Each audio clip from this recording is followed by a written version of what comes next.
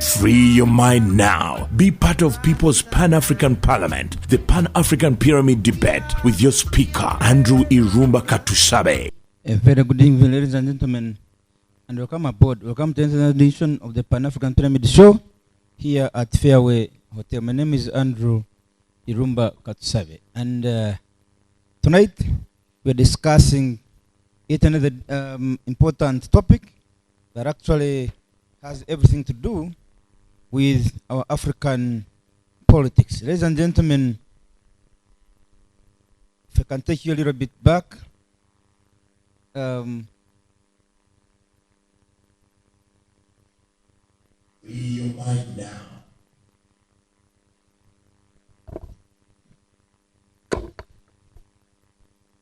ladies and gentlemen, on July 9th, when Nigeria's president, Bola Tinubu, was appointed chairman of the Economic Community of the West African States, ECOWAS, he was emphatic that the region, which had witnessed 5 successful coups since 2020, would not tolerate any more.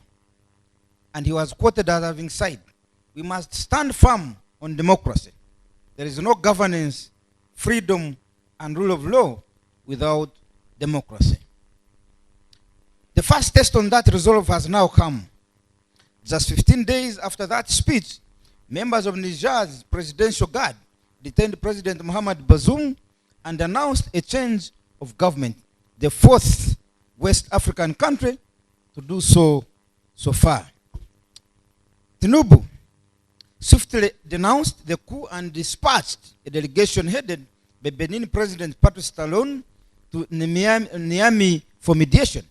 The Nigerian president, ladies and gentlemen, has also actually made calls and had separate calls on the matter with US President Kamala Harris and other foreign leaders. On Sunday, the same president of Nigeria actually chaired an emergency ECOWAS summit in Abuja, Nigeria, that ended with imposition of a number of sanctions, including a non-fly zone over Niger.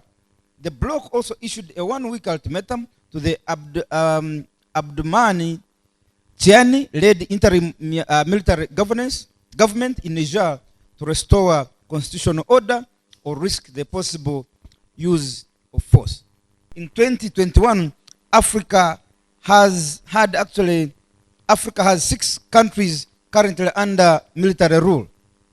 As of 2021, since 2021 to today, we have had 6 countries under military rule, and 5 of them are from West Africa. Mali was captured in August 2020. Chad was captured in 2021 around April. Guinea was September 2021. Burkina Faso around 2022, January. And Sudan now, which is in East Africa, it was captured in October 2021. And Niger, we are seeing it that since July 2023, it has had a coup and change of guard by force. Now, since 1990 till to date, there have been 43 coups and 41 failed attempts in Africa. The fewest attempts, 13, came in the period between 2000 and 2009, compared with those 36 attempts between 2020 and 2019, and then 9 attempts since 2020 till today. ECOWAS has also previously been criticized for not having a strong response to the coups in Burkina Faso, Guinea, and Mali in recent years. Now let's discuss, ladies and gentlemen, is the escalation of coup d'etats in West Africa a vote of no confidence in the regional blocs like ECOWAS? You can also talk about the EAC here, whose primary mandate of their formations is actually to enforce democratic governance, rule of law, and respect for humanity. Do we still have respect for regional blocs? Because it's as if they are failing on their primary mandate of ensuring that there is democratic rule, there is rule of law, and there is respect for human rights. I will begin this debate with Comrade Danny Rugarama, who is the chairman of the Pan-African Movement, Uganda chapter, and a civil rights lawyer. Mr. Speaker, sir, I will not belabor the point and burden comrades here repeating what the topic is all about. Let me straight away go into what coup d'etat is defined to be. I've been looking around these English people and those who have tried to interpret, give it the English meaning, because I want to believe that it can also be looked at, or other languages have got how they define it. But in the Advanced Learners Dictionary, 4th edition, a coup, which in full is coup d'etat, which spreads into French and English borrows a lot, is defined as unlawful overthrow of a legitimate government. Unlawful. An unlawful overthrow of a legitimate government. Mr. Speaker, sir, in the same breath, the ECOWAS, which is the economic organization of West African countries, involves countries like Nigeria, the present chair, Chad, Guinea, Togo, and a host of other countries around the West African bloc. And the purpose of coming together was to, inter alia, ensure democracy, development, among others. It is largely an economic bloc. Of course, it is also to deepen intra-trade, because one of the reasons as to why Africa has lagged behind is largely because of the low levels of well below 15% intra-trade. The ECOWAS, just like African Union, has got a peer review mechanism where the member states always periodically judge themselves how far they have gone against the pillars upon which they formed into such an organization, such as ECOWAS. And one of the commentators has observed of late as to why the ECOWAS peer review commission has not come up with a detailed report as to why the West African region increasingly experiences coup d'etats. Mr. Speaker, sir, against that background also, I hasten to inform the audience and those who will be picking us on other platforms that the African Union does not have a standing army, and in matters of urgency, unlike the United Nations Security Council, we seem not to get quick responses. It is only ECOWAS which has tried in the past, as we have seen them in Gambia, where they issued ultimatum and normalness was restored.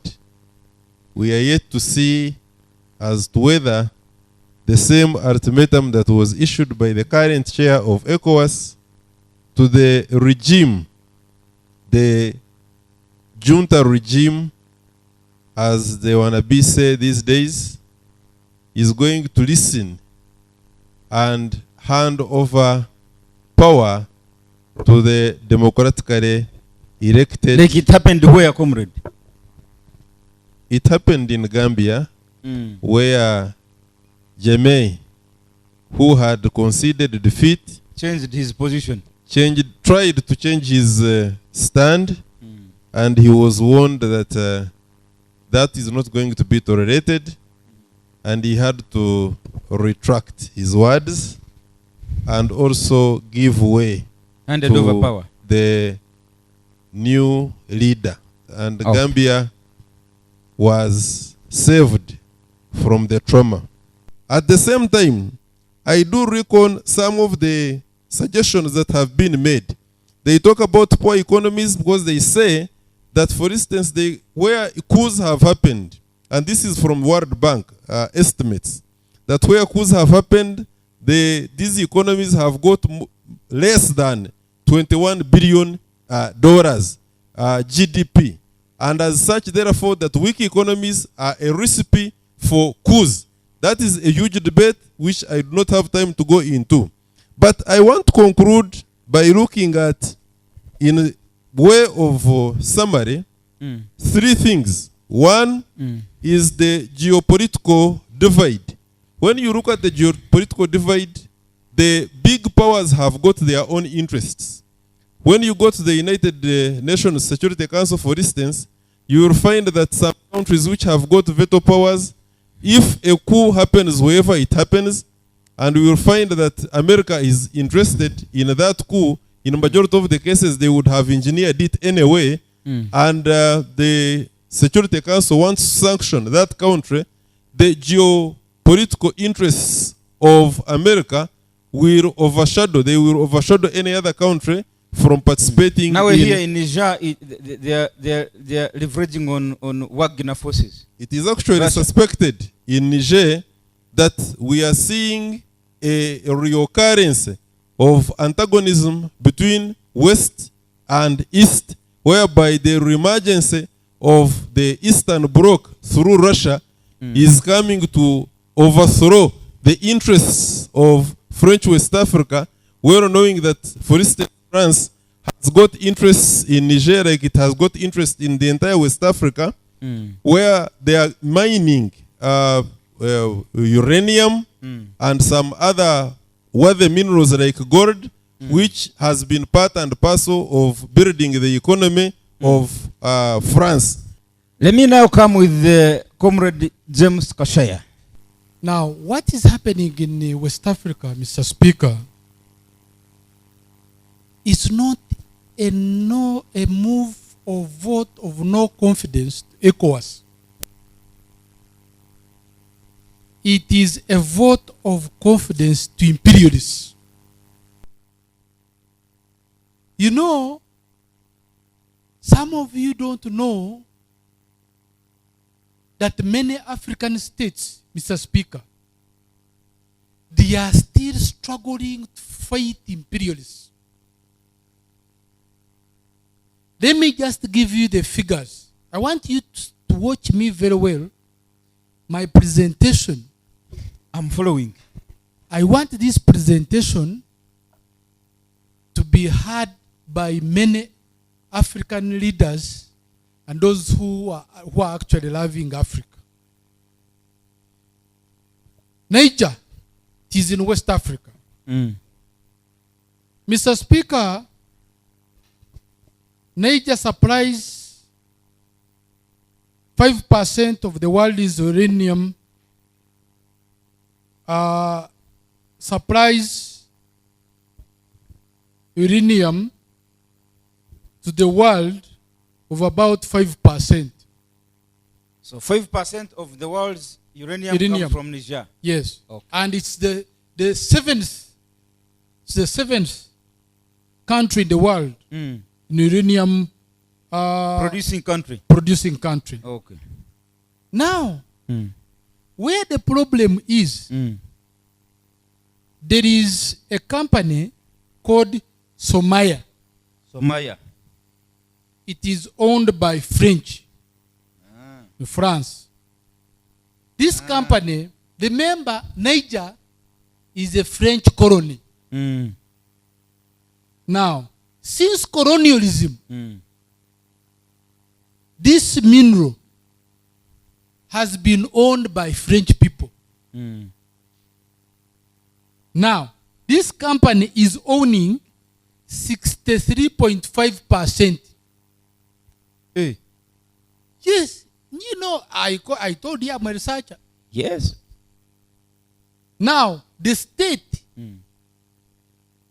which is represented by a state company called Sopamin, which in French called Société du Patrimoine des Mines de Niger, is owning 36.66%. Hey. Now, Mr. Speaker, if you are a native in Niger for all these years, all the minerals, because you see, what you don't know, uranium is one of the most expensive minerals in the world. That's why actually they get nuclear energy. It's the one they use to treat cancer. It's the one used to make nuclear weapons. Now, the poverty levels in Nigeria, they are at 73%. Which means now that out of the population in Nigeria, in Niger, only 3% of the population, they are the ones who are somehow called the middle class. 3%. With all the wealth they have, which is largely, directly rooted by imperials, by colonials, by former colony. Now, if you are a native in Niger, what would you do? If you have a leader who is massaging imperialists and who is not protecting the natives, who is watching resources being stolen, what would you do? That's why as we speak right now, I would get my Bible and start praying. No, right now, that's why many are supporting even coup d'etat. That's why there are many countries in West Africa that have right now legitimized the coup d'etat in Niger. Now, yesterday, the information that is coming from there, many Niger people are on the street supporting the coup d'etat. And why? Most of the poor people who have been watching helplessly resources being looted broad daylight by imperialists, they are the ones on the street jubilating. Because right now, the coup d'etat leader has ordered that no more export of uranium to France. If you are a platoon commander, or a company commander, or a battalion commander, you are at the war, and you watch your commander is giving your soldiers the enemy. Will you watch? No. What will you do? I actually fight. You arrest the commander, and you let the war continue. You arrest the commander. Actually, clap for the person or you put him out of action. Yeah, whatever. They call it putting out of action. Now this president in Niger would be dead by now. Free your mind now. I told you last time. You see, whenever I come here, I come here with sober mind. Come here to tell you that we need to walk the talk.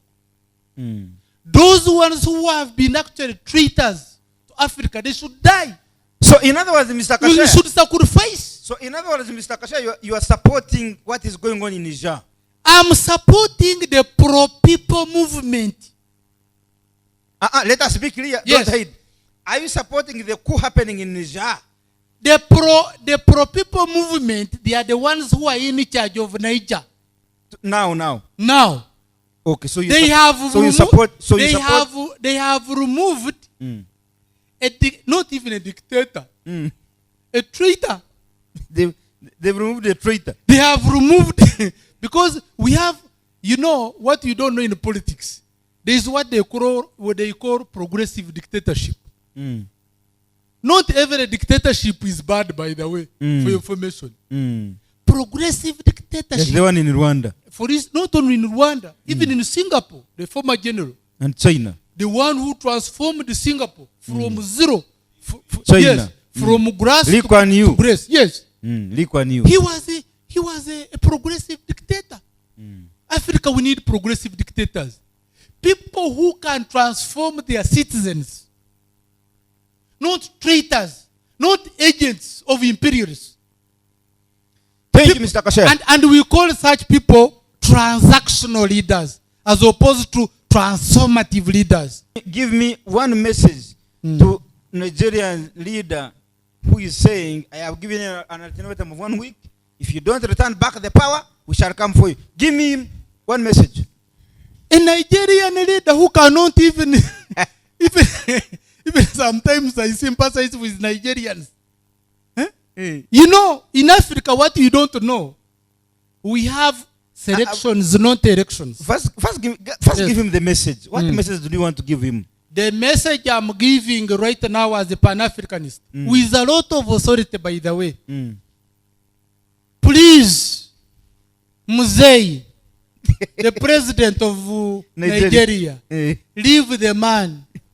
The man is pro-people, and we are behind him because the struggle to the total struggle To to liberate liberate Africa is still continuing. Imperialists are here planning, and this is the time now to remove even the remnants that had remained here.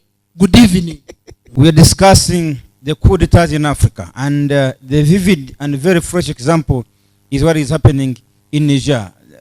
James Kashaya seems to be agreeing with what is happening in Niger, and in his wisdom, he says actually that's now the beginning of completely wiping out neo-colonialism. Let me hear from Comrade Eric Sakwa. Mr. Speaker, in analyzing the issue of coup d'etat in West African countries, and specifically the recent one, Niger, Mr. Chairman, there is need to, of course, we cannot shift blame. I personally cannot say the military are right and the democratically elected president is also right.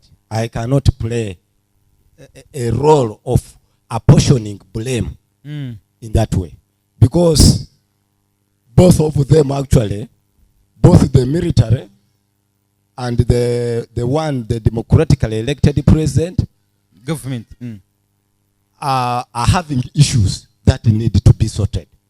So they are both wrong. They are both wrong. Actually, the report for Mr. Kasha, you are saying it is this is the latest information, but the latest in 2 minutes from now is that Amnesty International has blamed both parties. Both But who is Amnesty International? Really? Amnesty International is a human rights organization. Yes. And they are blaming both parties for both of them participating in committing war crimes.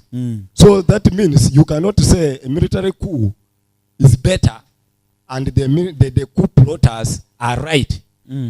Mr. Chair, we are putting emphasis on the regional blocks. When we look at the regional blocks, we have ECOWAS. ECOWAS is the largest regional bloc. The key players within, and who are the key players? The key players, the political leaders who are in power. Now we are seeing now another key player, the coup plotters. Now, to answer your question, is it a vote of no confidence? I am saying it is not a vote of no confidence. It is simply the greed of the coup plotters. It's greed. Greed. It's just greed. So you don't agree with the coup plotters? The coup plotters, on the other hand, may be right, but on the other hand, because they have not, they have not come up, even if it was right, because this is a democratically elected government. The presidential, because the person who took over was even, he was the commander of Niger's presidential guard, General Tishan. Now, this is a general who visited the president in his palace. He go to the president taking his tea. And he said, Mr. President, actually, he didn't even ask him, he didn't even call him Mr. President. He said, sir, you are no longer president. I am the president. You're under arrest. You are under arrest. In his sitting room, the man felt so he ran berserk. And in such a situation, he said, no moving out, remain here in your palace. Robert Mugabe style. It was really very, very. I think they got a good lesson from Robert Mugabe, Zimbabwe. Yes. Yes. So, immediately, the man announced himself, and he said, I am the president. This is the presidential guard, the command of presidential guard, guarding the president. The equivalent of SFC in Uganda. SFC. Of Uganda. Now you see Commander Mugisha now goes to State House. I'm just giving you an example. I know, you cannot say that one. But that is a bad example. Give an example of Kenya, at least, or Rwanda. Here it is bad. No, it is not bad. It is factual. These are facts. It is not, we are not just romantic issues. Okay. So, this is where there are issues. And you know, these coup plotters, the decision by ECOWAS to take over, to force, because they have given 7-day ultimatum to Niger, the military leader of Niger, that please reinstate. You know here, you remember when Amin overthrew Obote. So Tinubu is calling the president of Burkina Faso, who also came to power through the same system, yes, to be part of those, to sit and say, please reinstate Mohammed, President. Please come back. That you come back. Power. You come back and continue taking your tea. Is that it possible? Is not possible. Because the person advising also came through the coup. Look at Guinea. Guinea, the same thing. Mali. You know, I told you last week that the smell of the coup, it has now affected, because some of them, like the one of Burkina Faso, is a younger man who attended the Russia-Africa summit. And he was there, I saw him on TV, just standing near Putin, you know, trying to feel the smell of the coup and the smell of and the dictatorship. Now the smell has spread all over, and it is capturing the entire West African country. You see, so that means that this has created an impression that each country in West Africa is now a potential candidate for a coup. Each country. Leave alone East Africa. So are you scared of that? Why can't I be scared? Because this is Africa. Now the issue of Ubuntu, where do we fall? Because I'm an African. I'm a Pan-Africanist. Thank you so much. So the political temperatures, as they rise, due to the smell of that political discontent, it has now graduated from just being from the monolithic kind of dictatorship to now coups. And this is very, very dangerous.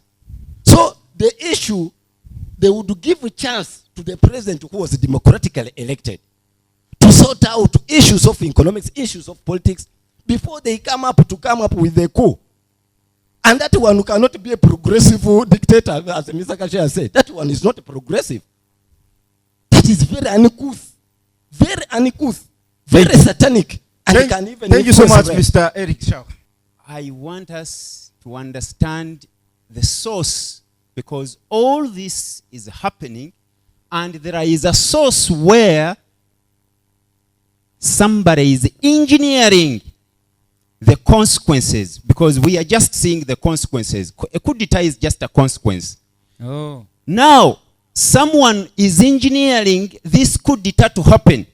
Then we want to know the price of our raw materials, mineral resources that are mined in Uganda. We all stand up and say, please, can you show us who is taking our mineral resources? Where are they going? Who is responsible for mining these mineral resources? Because those who mine these mineral resources are the ones who engineer coup d'etats in our own countries. If we all rise in this... So that's the reason why coup d'etats are mainly where the mineral resources. Absolutely, because the engineering of these coup d'etats, somebody must be benefiting. and they are defending their interests. That's why the Americans are all proud to say, we are protecting the American interests. If you are against our interests as Americans, we are going to put you down. Why don't Africa has interests in America, and America has interest in Africa? Join us for the 6th Pan-African Pyramid Global Awards 2023 and 10th Anniversary Bonfire Dinner, recognizing and awarding our forefathers in Pan-Africanism who selflessly fought and defended the rights and freedoms of the black race globally. Happening on the 26th August 2023 at Fairway Hotel from 4 p.m. till late. Dress code is strictly traditional African wear. Come book your dinner card now at table for 8 or 3 million, platinum 1 million, gold 500,000, silver 250,000, bronze 100,000. For inquiries, call 0757 342 317 or 0782 342 317. Powered by the Spy Uganda, Detective Uganda, Fairway Hotel, NBS TV, the Pan-African Pyramid. Africa, don't agonize, organize. Honorable Fred Man-Mbidde. Man-Mbidde is a former member of parliament for East African Legislative Assembly, Yala. Let's go. Thank you very much, Right Honorable Speaker. For purposes of proper consumption, I am going to be as eloquent as practicable. Not magniloquent, not grandiloquent. Now they already lost. Now, they understood the first one. First of all, of course, I give thanks to the panelists. Thank you for always wanting to educate our Pan-Africanists. Equally, you should take credit, Right Honorable Speaker, for doing what very few Ugandans do, and that is acting for free for the benefit of the rest. Even teachers can only teach when school fees is definitely paid for in contemplation of their own salaries, but you are doing it for free. We will always have to thank you. Organizations of this nature, of course, allow us to keep learning from each other. We keep teaching each other. And of course, colloquy of this nature will definitely lead now to illuminating our own future course as Pan-Africanists. Colloquy. You said colloquy. Yes, Right Honorable Speaker. Right Honorable Speaker, this topic is extremely challenging. I have chosen, by way of attacking it, to indicate, because coups deter. How do you have to look at the event of the coups deter? Those that are threatening, those that have taken power, have indicated that hand over power to the lawful government. Now, for us lawyers, we know. Those that have explored, for example, the Hans Kelsen pure theory of law, we know that a government that has successfully been taken over, whether by force or any other means, the moment such a government establishes a legal order, that government is lawful. About legitimacy, those are other questions for politicians to answer. Yes. Even in Uganda here, historically, Right Honorable Speaker, we even had those, particularly the case of Uganda versus the Commission of Prisons, ex parte matter, where somebody sought to challenge that actually the government of the day had been established there by removing a lawful government. This one had been established by force of arms, by Buncho and Chikenale. Now, Justice Sir Udo Udoma ruled at the time that the moment a revolution is successful, a legal notice number one had been established, and accordingly, the government of the day is a lawful government. Therefore, if Niger has administered a kind of establishment where the new legal order is now serving the day, for us positivists in terms of law, under the Hans Kelsen pure theory of law and jurisprudence, that is a lawful government. So that is the law, Right Honorable Speaker, and it is internationally recognized as a general principle. Right Honorable Speaker, why don't we look at the justification for coups? Because that should now be the justifications for coups. Yes. Why are we having coups in Africa? Yes. And the contrary. So if you want to attack this topic, you must be able to indicate to me that a coup d'etat is not justified. It is not plausible for you to analyze a coup d'etat that has been administered in Africa by Africans, where Africans have taken over power, and you Europeanize or Americanize a coup d'etat of that sort. To me, you are again misleading your own self. You are misdirecting yourself on the principle of Pan-Africanism. Because what is Pan-Africanism? This is a movement of brotherhood. There must be brotherhood to begin with. Of persons sharing destinies, sharing missions, sharing camaraderie. No.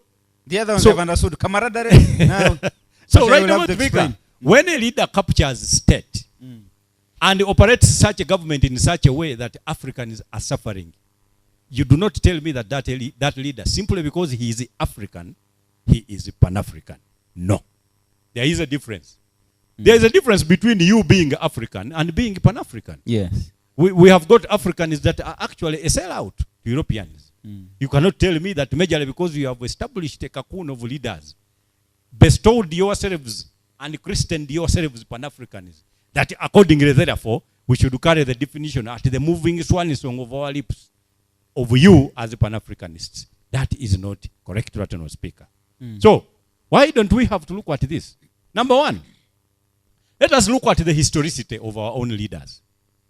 What did they do?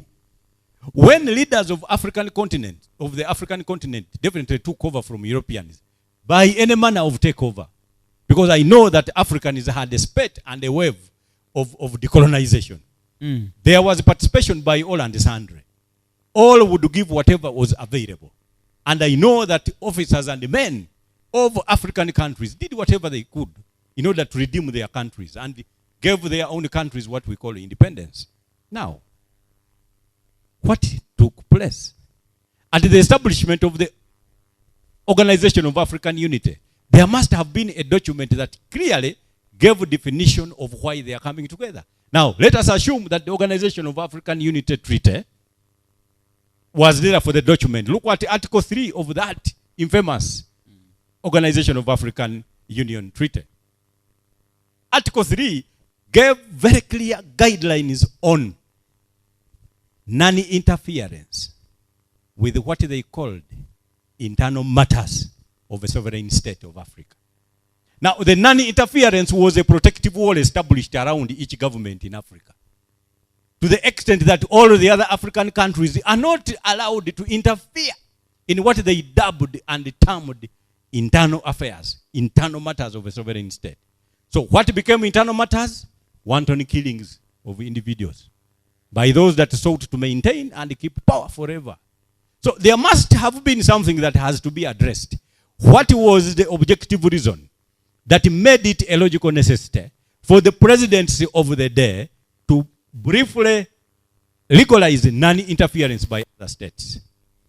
Now that meant that therefore they had each established an island of untouchability by that president. Now, for supporters of such a president, of course, that would be heaven on earth.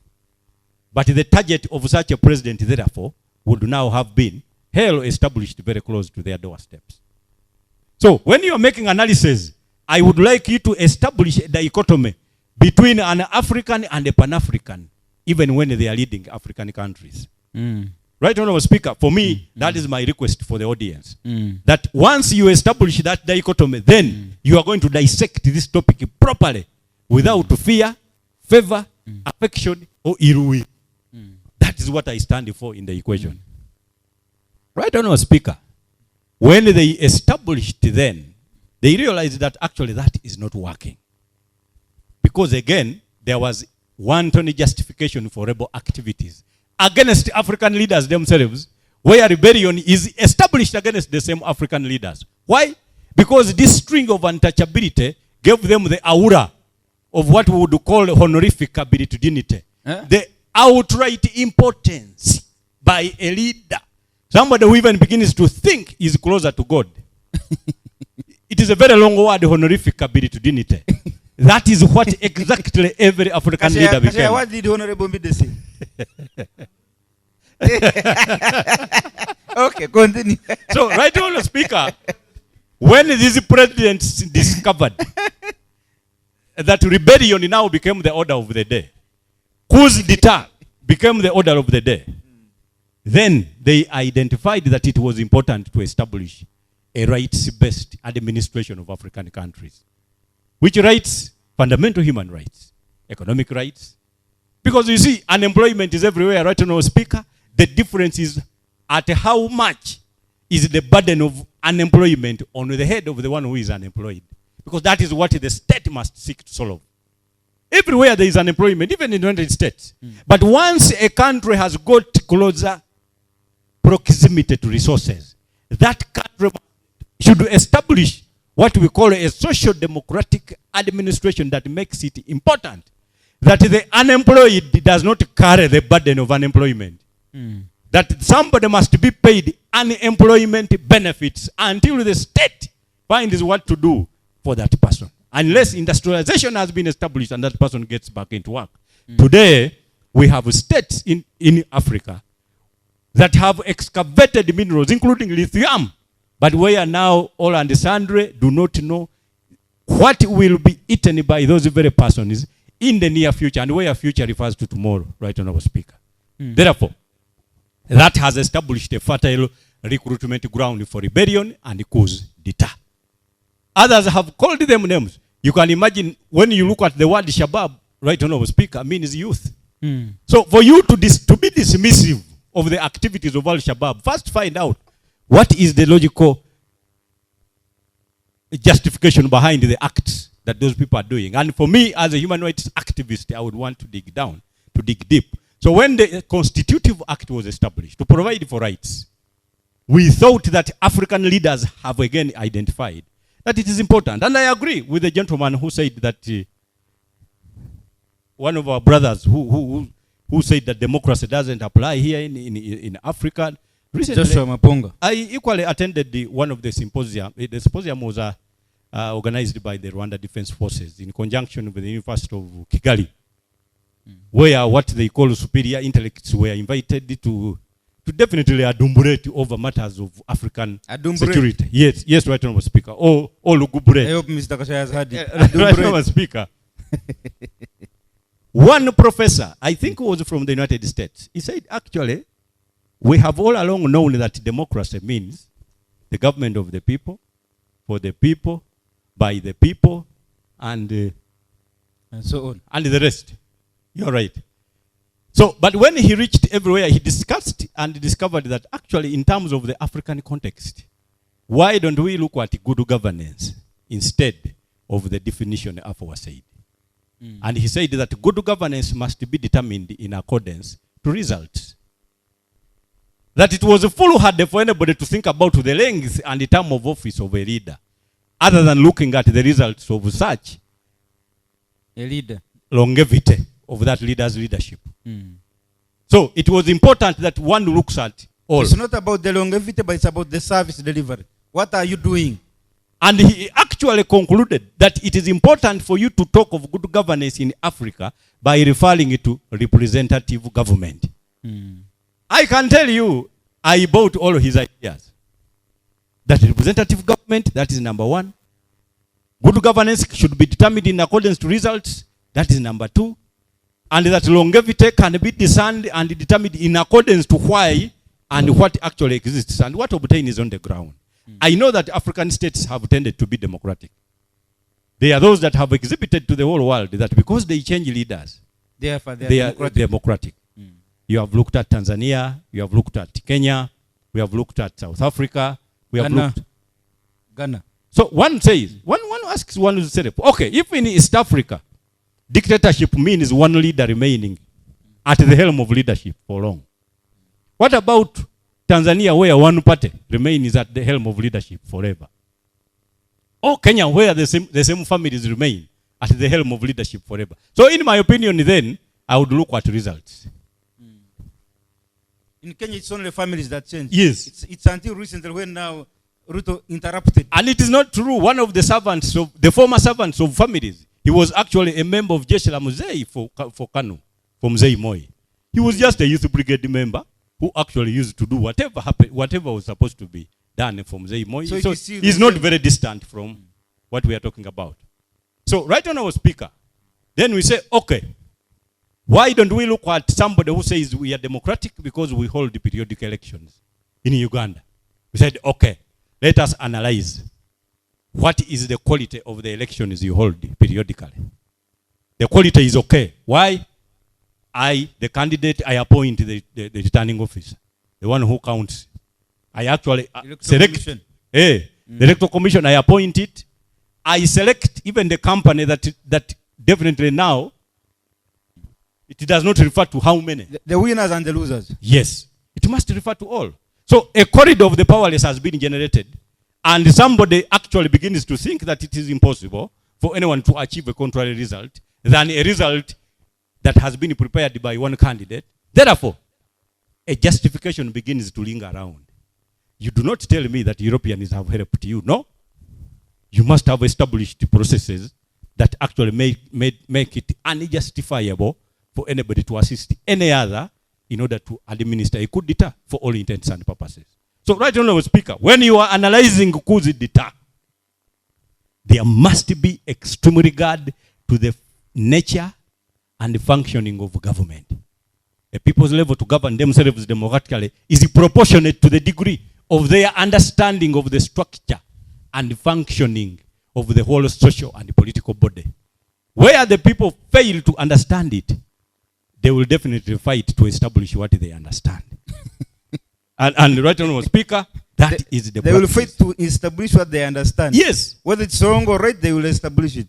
So when these leaders had established the Constitutive Act, the charter that established, of course, the African Union, saying that now they are democratic, reaching out to the G8 or G7 for purposes of grants and loans, they had written very ornamental, very excessively splendid material called project proposals, indicating to the Europeans and Americans that we are actually now very serious on establishing democracy. Now, nobody asked them to establish political parties as a means of establishing democracy.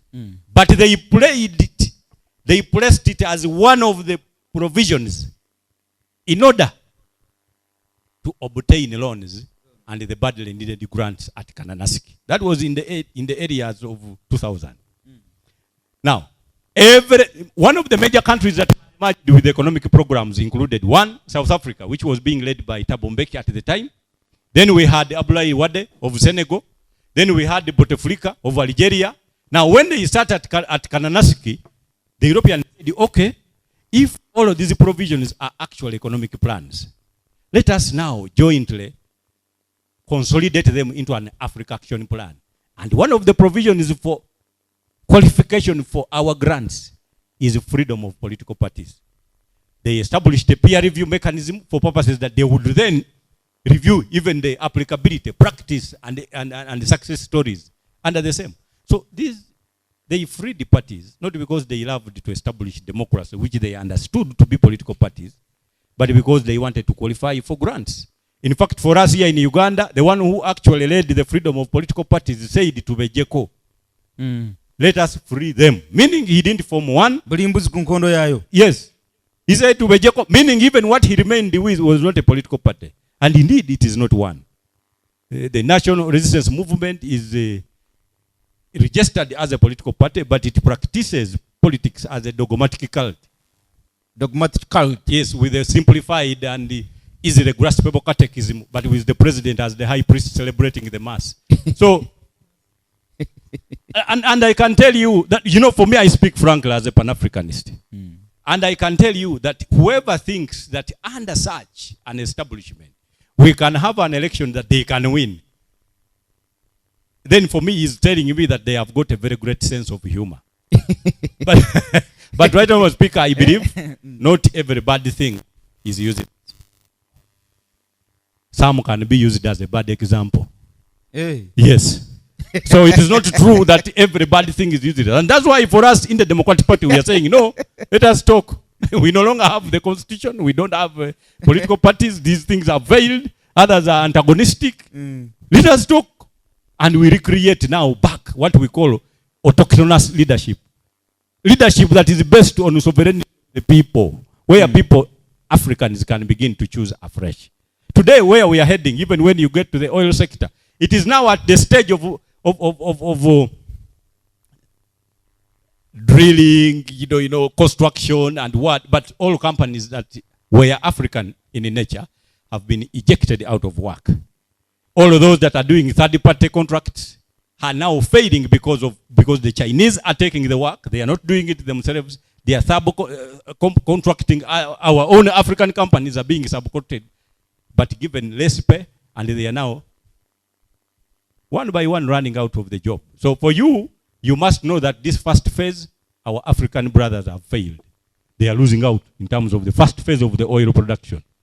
Let us wait for the second one for those who are waiting for elections. Right, Honorable Speaker? I can tell you. Until we sort out the international human rights architecture, I will jubilate wherever a coup d'etat has been established. For one major thing, that it will be a lawful government. I will definitely shudder that it will not be legitimate because it has not been established that a vote has itself been orchestrated or designed, and accordingly those coup d'etat winners have won. Two, we know that, of course, there is loss of lives. But of course, we know that sacrificial lambs are always available in order for you to reach the end safely, if you are a leader. I can tell you, Right Honorable Speaker, you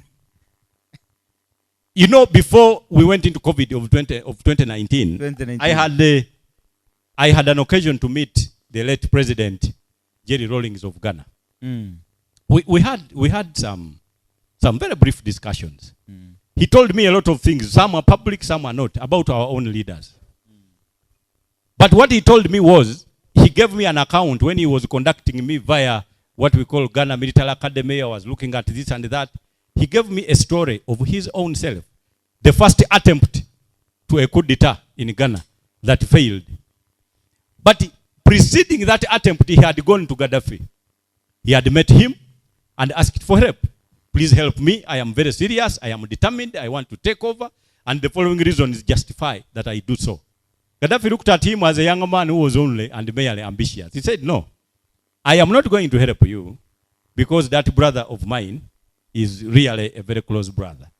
But I can promise you that once you are going into or through your own escapades, once you get any hiccup, any failure, and it requires any help, I will definitely throw you a rope on which you will cling, and I will pull you out of any problem. And in fact, the first attempt led to Rawlings' arrest.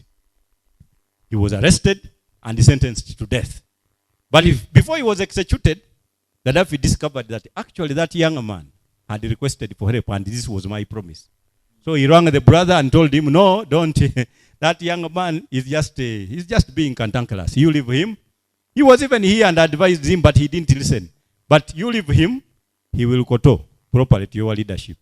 Now, on the second attempt, that is when he did it, and this time now with the support of Gaddafi, who even thought that he was actually a serious leader. But he told me that when he was about to leave power, that is Rawlings, he visited his brother again, the senior Gaddafi, and he told him that, by the way, me, I am going to leave. Gaddafi laughed. He said, when I was helping you, I didn't know you were a weakling. You must be serving. He said, by the way, Mr. Gaddafi, the best word that any leader should be able to pronounce properly and even spell is that word called exit. Because if you don't spell it, circumstances will. Gaddafi just laughed off. He said, but why? Why would anybody do anything to me? You come, look around here, what is existent. I last had, because I don't even have parties opposing. For us, we are leading together. We established the Libyan Arab Jamahiriya. Everybody is a leader. Actually, me, it even looks like I resigned because we are just leading animals. And here, when you are born, you know even in which house you will sleep as an adult. Today, Gaddafi pulled him out, held him by the hand, took him all over, and he showed him that the only place where I have ever had a riot was the university. And the problem was students were rioting because of parking space in antagonism with the teachers. That they are all jostling for parking space, and that is what caused the struggle. That is when I established now scrapers that should be used as the parking space. Who else can riot? So Rawlings told me that I was so perturbed that when other leaders of the Arab Spring were being toppled on account of unemployment, wrong economic policies, and what? My brother was being toppled on account of freedom. Those that toppled him and killed him were assisted. But there was something to begin with. Now, talk about what was there to begin with. You got to the point? Europeans did not actually offload themselves from planes to begin fighting Gaddafi. No, they assisted and ran a proxy battle and aided in terms of air cover, but they were aiding those that were in discontent. Why? Finally, because Rawlings told me the story that he told Gaddafi. He said, if you want to know the choice between freedom and good services, go to the zoo. You'll find a lion. Every visitor gives it a piece of meat. They are feeding it from morning to sunset. But if you want to know whether it chooses to be fed or freedom, open the cage. It will bolt out because the freedom is better. African leaders, if there is no freedom, that will be justification for coup d'etat. I thank you very much, Right Honourable Speaker. In the present day, coups would be a thing of the past and dictatorships would be no more. Of course, I do not undermine the opinions of fellow Pan-Africans that maybe would offer to celebrate coup d'etats. But in my own opinion, either way, I do not want to think that coups are a solution to bad governance. I want to state very clearly that ECOWAS has failed on a number of equations. To quickly take you through. One, it has among regional blocks that we have in Africa, it has the slowest rate of ratification of conventions and protocols. Secondly, there have been a very slow level of implementation. Thirdly, the failure to break the burden of institutional and economic structures that were inherited from the colonial era. The people who are behind the coup d'etat, those are our military officials. Are they intentional? Are we having the Obviously, the intention is to take power. Yes? There must be intention. The intention is to take power. Yes, the intention is to take power. But how are we taking that power? Are we taking the power to solve the problems of the people, or we are taking the power to be in position? This is the fourth coup d'etat in Niger. So it means if you say that those people, they were organizing those coup d'etats to improve on the lives of people or to improve on the economic standards of a certain country, it means that this one, even who is there, the one who is going to be in security of the current president, who has managed to overthrow the previous one, is also going to be overthrown in the same way. So it is a ritual in West Africa.